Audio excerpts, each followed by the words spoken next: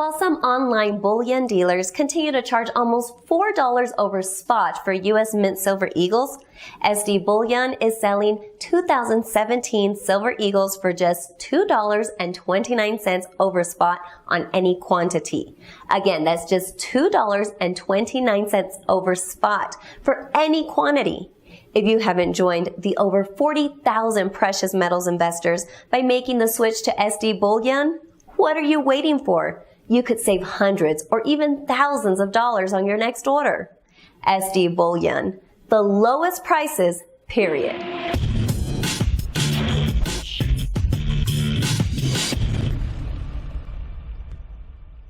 I'd like to move now to viewers' questions. Now, this first viewer's question is from Kelly from Utah, and she wants to know, what are some key plays you think China may make this year in regards to currency manipulation and or with the constant trade issues and military buildup in the South China Seas? What will China do toward advancing those conflict areas, you mean? Yes.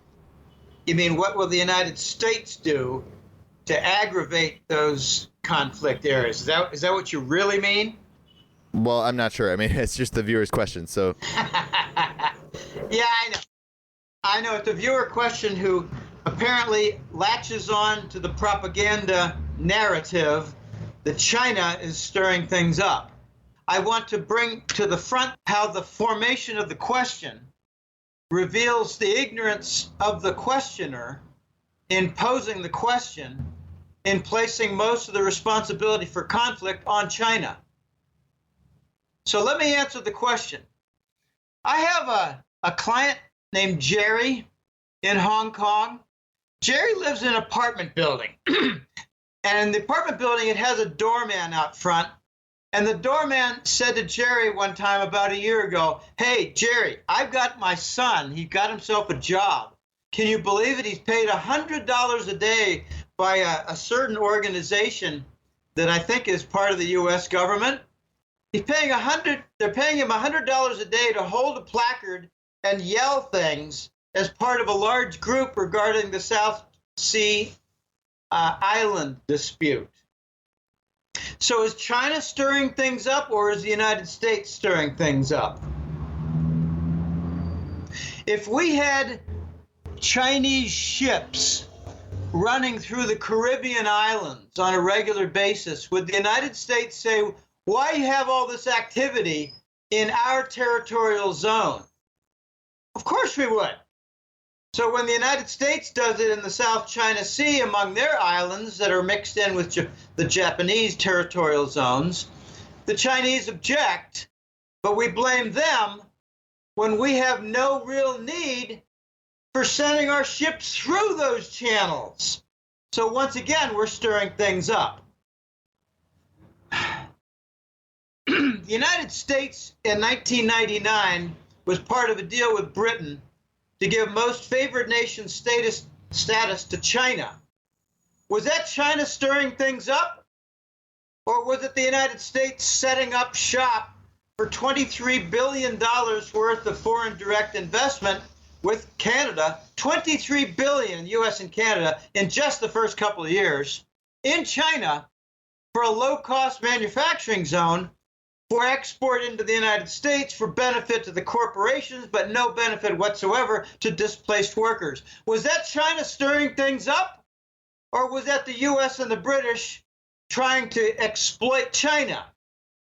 You can go after one story after the other, Elijah. Every single one of them has the United States and Britain on the wrong side of doing the right thing for American and Western workers.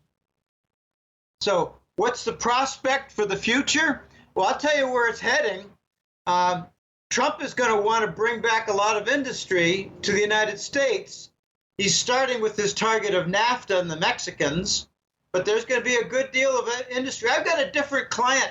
I don't want to mention name or region because he's a prominent player in his own little region.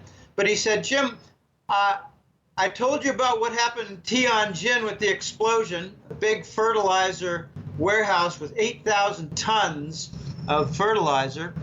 So the effect was pretty much similar with a micronuclear device." He told me about that, but he said, "Jim, I got to tell you something.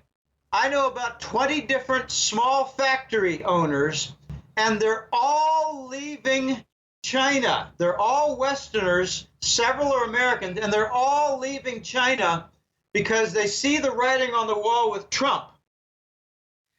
And Trump has talked about an import tax.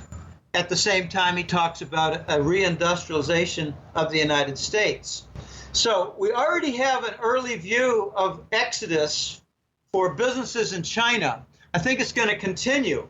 There are going to be some tax breaks for companies that bring back industry, let's just say to Detroit to make cars and car components. I think it's going to happen.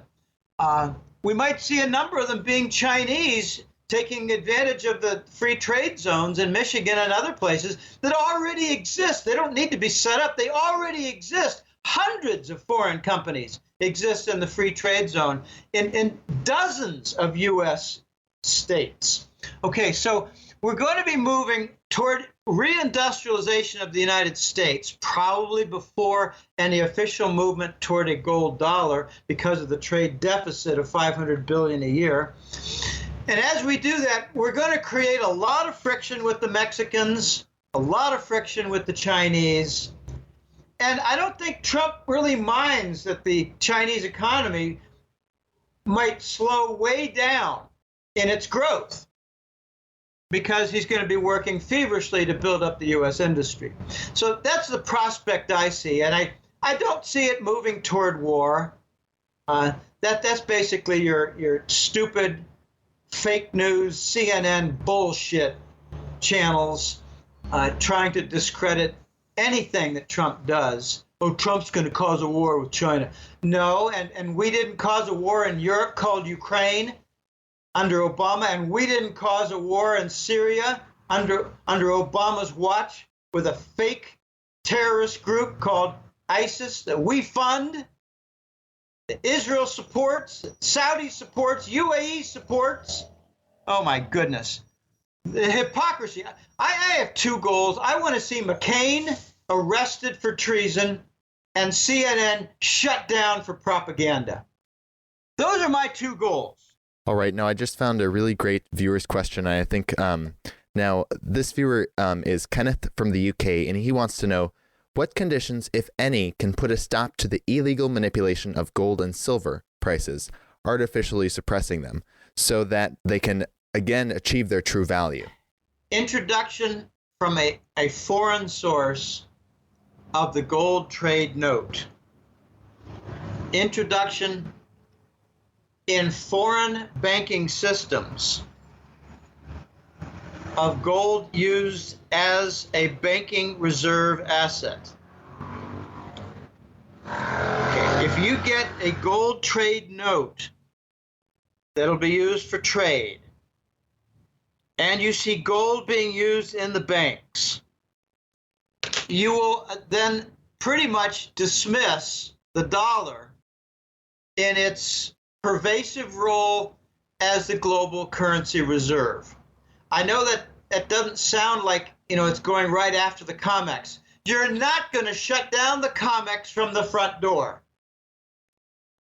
You're going to shut it down from the back door by making it irrelevant due to widespread coordinated foreign activity having to do with trade payments, which right now have a dollar monopoly, and with bank reserves, which right now have a U.S. Treasury monopoly, by making the two sides of the dollar's global reserve status moot. The currency reserve status. By making both moot, you're going to have an undermine you're not going to knock down the COMEX by breaking its doors. You're going to destroy the COMEX by removing its floors. Not the doors, but the floors. Okay, that's a very important point. So when the gold trade note comes into being, there's going to be a lot of demand for gold in order to secure, with equity placement, a deposit, if you will, a shipment of oil, a shipment of grain, a shipment of container vessels, and later to guarantee, say, a multi-billion-dollar commercial deal, like, for instance, what Euroraj put forth, which is a great example. The Indian nation contractors doing a health industry IT contract for Arab states like Saudi. It might be a 5-year deal worth $2 billion. Okay, they seal the contract with a gold trade note. Okay, deals like that, commercial deals that involve consulting, involve placement of equipment like tech telecom. Okay, deals. Okay, so when that happens, the gold demand is going to really shoot up. On the other side, when countries decide that, we've got like Korea, we've got well over $100 billion in treasury bonds in our banking system, and we think it's all at risk because we've got 6 years of the Fed printing money to buy the U.S. government debt. You cannot monetize the debt of the U.S. government and redeem toxic bonds held by the big banks within the same country, the United States, when the whole world uses the same treasury bonds as the core asset foundation for their banking system. You can't bring Zimbabwe into the global banking system. You can't do that without big consequences. So the United States slows the opposition by attacking any nation that gets off that rail system called the dollar. Okay, so what's it going to take? It's not going to take lawsuits against the COMEX. It's not going to take the 300 claimants to a single ounce of gold finally getting justice. No, they'll never get justice.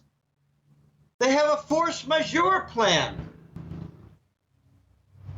where all the contracts are nullified because of an extreme situation in the gold market, unforeseen and out of our control. Bullshit! Very much foreseen, very much in control, and planned for the exit stage Z with the force majeure already in place. We're going to see a time. I don't know when. I try not to talk about when, Elijah, because it's very, very risky. You can be wrong a lot. There's going to come a time, I think it's not going to be several years. It's going to be a couple of years or less. Not going to be 1 or 2 months. It's going to be several months. So between several months and a few years, we're going to see the gold and silver price just not be posted. We won't know what it is, because all these different deals where they're paying 80 to 100% premium for $100 million gold delivery, those details are not well known. There are going to be about 5 or 6, maybe 7 different centers in the world: Hong Kong, Dubai, London, New York, Zurich, maybe St. Petersburg, Moscow, Shanghai, maybe Beijing. They're all going to have a different gold price, because the East is going to have an honest system and the West is going to have a dishonest system. But there's going to be a darkness. There's going to be a period where we really don't know what the price is. We hear a bunch of stories, and then maybe some innovative people come forth and say, look, we got a new service where we try to come together and bring a gold price to the table. It's going to be an average of these 5 or 6 different things and different sites, and take it for what it's worth, but we think it's valuable, and it's going to have some variation. Okay, that's how I think the COMEX gets knocked out. The floors get knocked out. The doors do not get knocked down. Paul from England is wanting to know, do you believe the cabal will create a major false flag event to divert attention away from the looming collapse in fiat currencies? Yeah, I do. Not exactly sure how it's going to look. I think they might do some things that would involve supposed Russian hacking into Wall Street banks and London banks. It will not be Russian hacking. It'll be Langley, Bush family, Mossad, Rothschild hacking. But since they control the press, the perpetrator can then blame Russia and not themselves. Since when does the owner of a press have a front page story accusing himself of a crime? This is something very difficult for most Americans to conceive. My father believes we have a free press. I try to convince him otherwise, and I get nowhere. I dropped that argument, that line of discussion. I dropped it years ago. I pointed out there are only 5 conglomerates that own the U.S. media, and that doesn't matter to him. He said, I saw it on TV. It must be true. I read it in the paper. It must be true. They would never print lies. I said, why would they not print lies if they own the paper and they are guilty of the crime? So there will be something. It could be, instead of hacking the big banks of New York and London, it could be just a tremendous effort to wreck the usage of credit cards across the Western world, across the Eastern world too. It could be like a hacking of even, say, the SWIFT banking system. Although I don't think they would do that because they rely on that to move the dollar and to compete against the RMB, which now has an alternative. But they might, pardon me, I'm having a hard time with my voice because I'm talking so much. They might hack the Chinese competitor system to SWIFT. It's called the CIPS. It's either the Chinese interbank payment system or the cross-border interbank payment system. It's the competitor to SWIFT. There's so many different points of vulnerability. There might be a false flag event blamed on Russia, of course, because Russia is now being blamed for dogs that chew up furniture and deadbeats who don't do their homework. The Russians are now it's becoming laughable. I hope they take it up a new level because it's going to go to absurd to self-incriminating soon. They might wreck the electricity grid in North America with the hacking. I mean, it's an antiquated system that's so vulnerable. So yeah, there might be some false flag events, and but I think the bigger risk is not a false flag; it's a direct flag, where they might do some bail-ins for a third of the big banks and mid-sized banks, the larger banks in the United States and Canada. They might do a bail-in and just take 30%. I don't think that would qualify as a false flag, but it would qualify as an event to really slap Americans and Canadians in the face for a wake-up. I've been saying for the longest time, until Americans lose their bank account and stock account and have trouble buying well-supplied and moderately priced food, so banks and supermarkets for food, until that happens, I don't think they're going to wake up. I just can't see it happening. They're so distracted now by, race riot stuff that all paid for by Soros NGO groups. And now Obama is a main NGO coordinator for fighting Trump and resisting, what he called it, there's a group that I don't know the exact name, but it's basically fighting for democracy. It's not, it's fighting for fascism against democracy. So everything's being turned on its ear. Okay, I hope that answers. I think this is going to be our last viewer's question, but moving to this viewer's question, they want to know, what do you think about the recent alliance between Russia and Turkey? Also, do you think another coup d'etat is possible in Turkey? Wow, the Turkish situation is extraordinarily complicated. They are bitter enemies with their own neighbor in Greece. They're a member of the NATO. They're a very important member of the NATO because of the closest country located to Russia. They lie on the Russian border. And any mission that is designed toward Moscow would originate from Incirlik base in Turkey. Turkey, I'm just going to rattle on all the complexity factors here. Turkish Air Force Base for NATO is the #1 stopping point for the Afghan heroin. It might make some other stops in Eastern Europe, but it makes a very, very large volume in heroin shipments in Turkey. And from there it goes to France, Italy, and Germany. The heroin! The heroin! The heroin that the United States produces in Afghanistan for the European streets and the American streets. There's a large number of missing nuclear warheads at the Turkish Air Force Base of U.S. label. Oh boy. The United States was caught red-handed trying to do a coup d'etat several months ago against Erdogan. There were many high-level NATO officials. Some of them were Turkish, but they're NATO officials who were involved in that.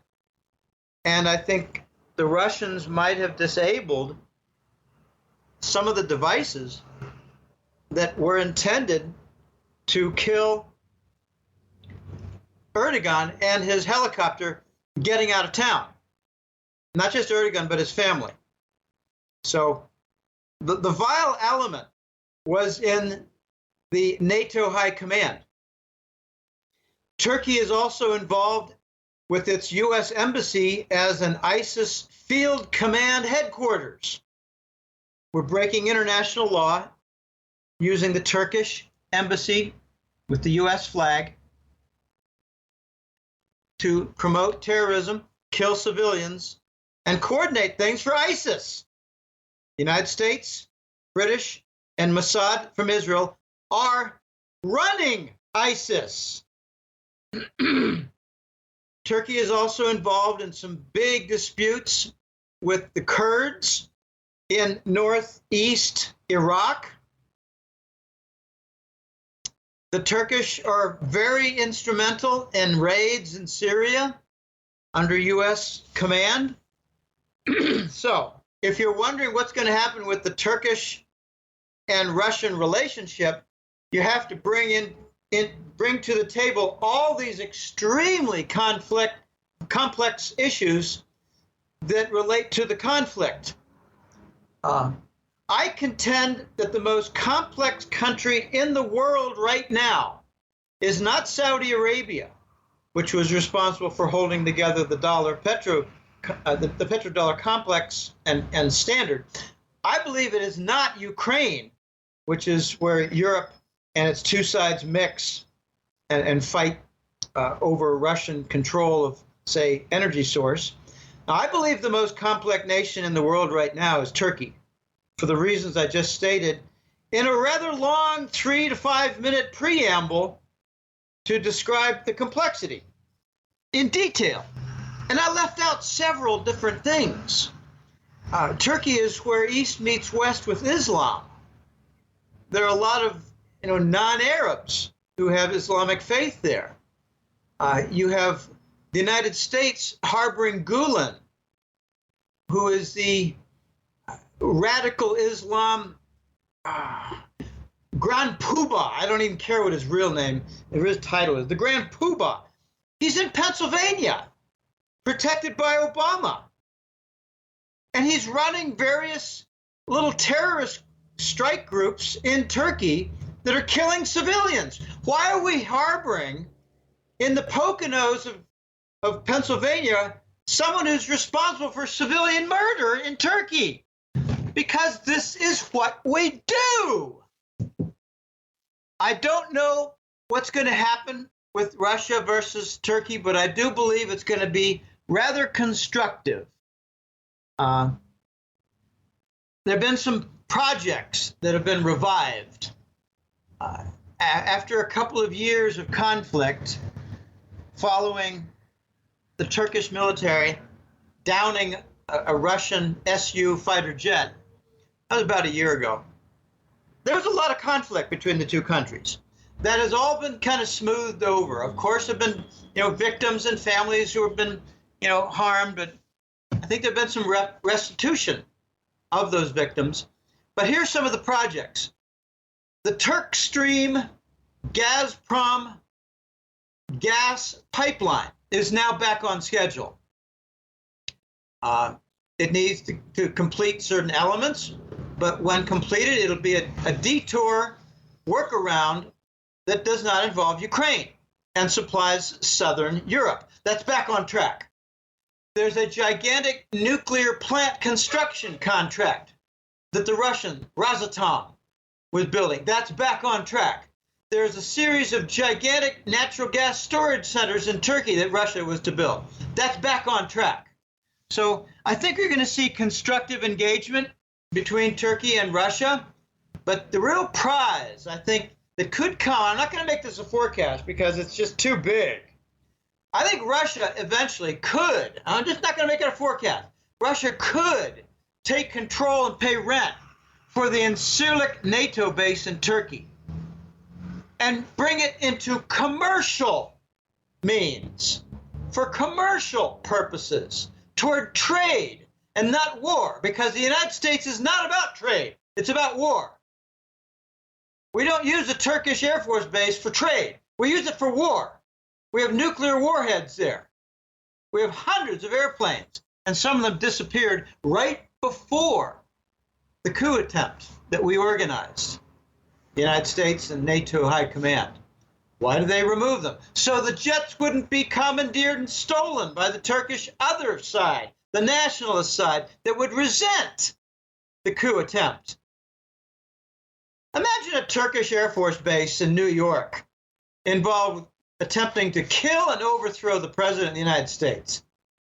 We don't think in terms like that. But the United States and the Americans think we have the right to have Air Force bases across the world and kill their presidents in the name of freedom. Wow. In the name of fascism. All right, let's move on. All right. Well, I think we'll have to leave it with that. But Jim, Willie, thank you so much for joining us today and giving us your time. Before we let you go, did you want to share with the viewers any last thoughts you had and where they can find you online? Oh, last thoughts. I'll tell you, my main concern right now is how compromised and diverted Trump might be so that he cannot carry out his agenda. And the other main concern I have is for the speed to which the non-dollar alternatives gain momentum and usage with volume.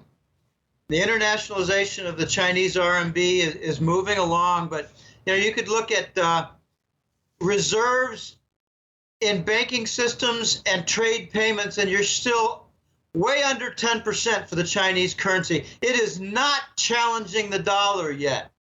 So I think the gold trade note could really be important on that, and it's one of my main forecasts. It's one of my main points of focus, the gold trade note. Securing trade with payment backed by gold and not the Treasury bill. It's a big, big focus, and I think it's tremendously important. Those are my focuses. I'm also very curious about a number of different alternatives. I think this cashless society is going to go nowhere. I just noticed on a Costa Rican bank a billboard. It was not large, a small billboard on the side of the bank that said, don't use cash, don't withdraw cash, use your debit card for more security. Well, if the debit cards are hacked, that's not secure. I think withdrawing cash from an ATM machine is very secure, because this is not Manhattan, where thieves wait at ATM machines to steal money from people who withdraw from ATM machines. I've never known a single American or Tico here, a Costa Rican native, who's had anything stolen while walking away from an ATM machine. I hear many, many stories about fraudulent debit cards. So I think the cashless society is going to go nowhere. I think it's laughable. It's desperate. The negative interest rates is going to backfire in a big way in their faces. It's kind of funny, offering negative interest rates to put your money in a bank in a secure place? Wow. I think a shoebox and looking poor, not driving a Mercedes, I think that's far more secure than using a bank account. All right, so those are some of my concerns, some of my little focus points. I hope people can go to my website, our website, www.goldenjackass.com. We've now completed 155 months. So we're closing in on 13 completed years for the Hat Trick Letter. It's been a labor of love. There are times where I feel exhausted. I know how to re-energize myself very well. I'm an expert at daytime naps. I'm an expert at, a 3-mile bike ride to nowhere and back to go get an ice cream cone at a distant mall. Okay, that's how I unwind, decompress, and get ready for the next month or the next interview. But goldenjackass.com is the home. It has a free web page called Main 5. That's where interviews like this, links for this can be found. Public articles and their links can be found.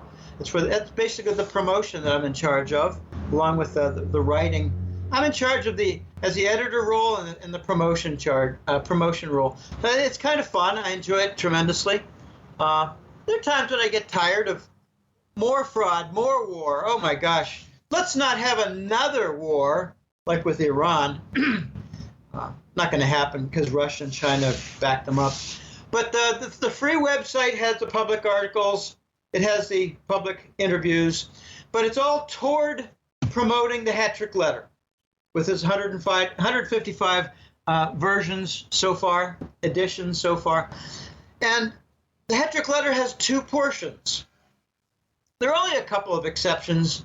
I think only 2 times I've had just a single report. But it's the Money War Report, Global Money War Report, which is basically about the dollar and the defense of the dollar system, the dollar standard being defended, corrupt as it is, as war-ridden as it is, blood on the dollar's hands. That's sad, but that's where we are right now, and a lot of details at a high level. But the second report is called the Golden Currency Report. It's a lot of details about, gold demand and imports and movement of gold, the petrodollar and its dismantling. And I include also the Eurasian Trade Zone because that's an attack against the dollar system. But those 2 reports are the monthly regimen, and got a lot of clients. And to be sure, some are very happy with it, but to be sure, others are suffering from the economy. And, it's a collision of both. There's a lot of new orders. There's a number of cancels. There are a lot of people coming to the newsletter and people losing their jobs. It's very sad what's happening with the U.S. economy. We actually talk about a 5.5% unemployment rate when it's really 23%. If you happen to count the people who don't have a job, the official jobless rate is nothing more than an interstate, a group of state unemployment insurance collection count. That's all it is. 5.5% is the percentage of people who collect unemployment compensation insurance. It's not the unemployed. Oh my goodness. So, we debunk a lot of the bullshit that's out there regarding the fascist state and its Reich economics. I maintain, Elijah, that the United States, starting in 2007, has seen between a -3 and a -5% economic growth. In other words, a 3 to 5% economic recession every single year. And I got the data to back it up. Got the shadow government statistics from John Williams to back it up.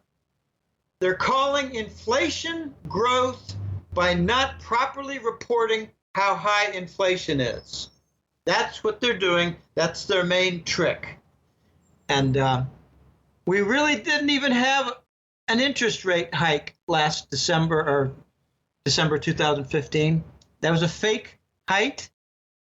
The hike was really an adjustment to the reverse repo. I discuss these things. I debunk the lies and false stories and the propaganda. We're at the final stages here, Elijah, of the failure of the Keynesian adaptation to the economic and financial structures. It's failing in spectacular fashion, requiring war to defend the dollar exactly as I forecasted in 2004 and 2005. So thanks for having me on, Elijah. It's been a pleasure as always. All right. Once again, thank you so much for your time. Okay, thank you. Bye now.